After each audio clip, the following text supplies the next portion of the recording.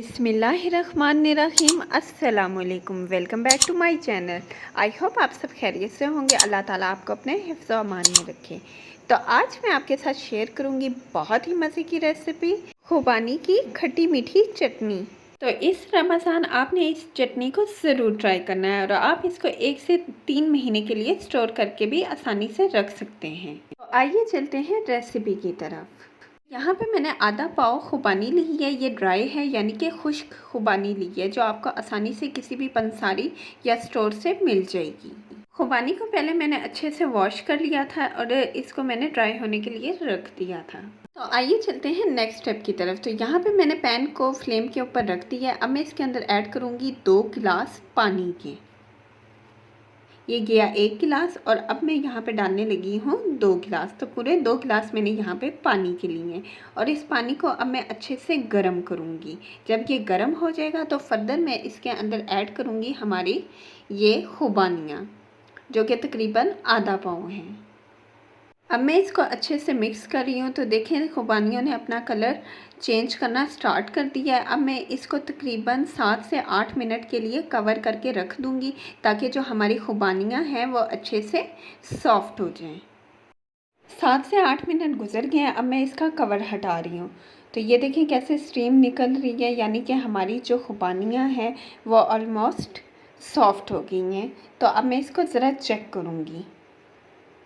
तो ये देखें अच्छे से कलर भी इन्होंने चेंज कर लिया और ये सॉफ्ट भी हो गई हैं। बहुत ही इजी रेसिपी है, आपने इसको ज़रूर ट्राई करना है। रमज़ान में वैसे भी हमें डिफरेंट किस्म की चटनियाँ ट्राई करने का बहुत ही ज़्यादा शौक़ होता है। तो अब मैं इसके अंदर ऐड करने लगी हूँ तकरीबन 1 कप चीनी के। तो यहाँ पे मैं 1 कप चीनी डाल रही हूँ, यानी कि शुगर।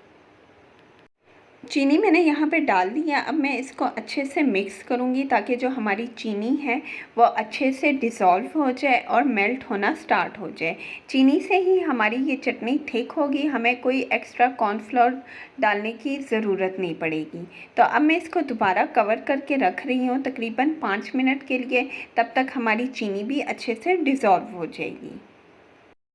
तो 5 से 7 मिनट गुजर गए हैं। देखें चीनी हमारी अच्छे से डिज़ोल्व हो गई है और ये थिक होना भी स्टार्ट हो गई है।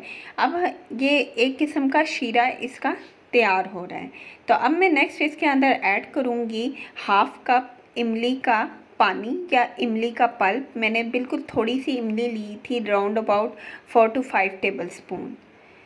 तो अब मैं इसके अंदर ऐड करने लगी हूँ सिरका। सिरका मैंने यहाँ पे 2 टेबल स्पून लिया है।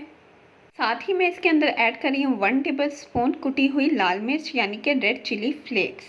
1/2 टीस्पून के बराबर मैं यहाँ पे डाल रही हूँ कलवंजी। कलवंजी से बहुत ही अच्छी एक इसकी लुक आएगी और टेस्ट भी इसका बहुत ही ज़्यादा मज़े का आएगा। इसके अलावा मैंने इसके अंदर ऐड किया था नमक हस्बे ज़ायका।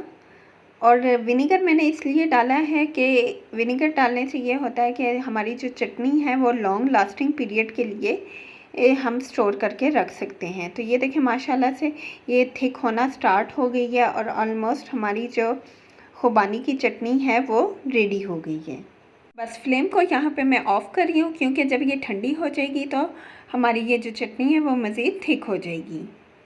तो माशाल्लाह से देखें हमारी जो खुबानी की चटनी है वो ठंडी होने के बाद भी थिक हो गई है और देखिए कितना खूबसूरत इसका कलर आ रहा है और कितनी ये डिलीशियस लग रही है। आप इस चटनी को ट्राई कर सकते हैं किसी भी चाट के साथ, फ्रूट चाट के साथ, चना चाट के साथ। ये बहुत ही ज़्यादा मज़े की लगती है, बारबेक्यू वगैरह के साथ, फ़िश के साथ। अब मैं इस चटनी को ब्लेंड करूँगी। आप चाहें तो ब्लेंड कर सकते हैं, वरना वहाँ तक ही आप इसको यूज़ कर सकते हैं।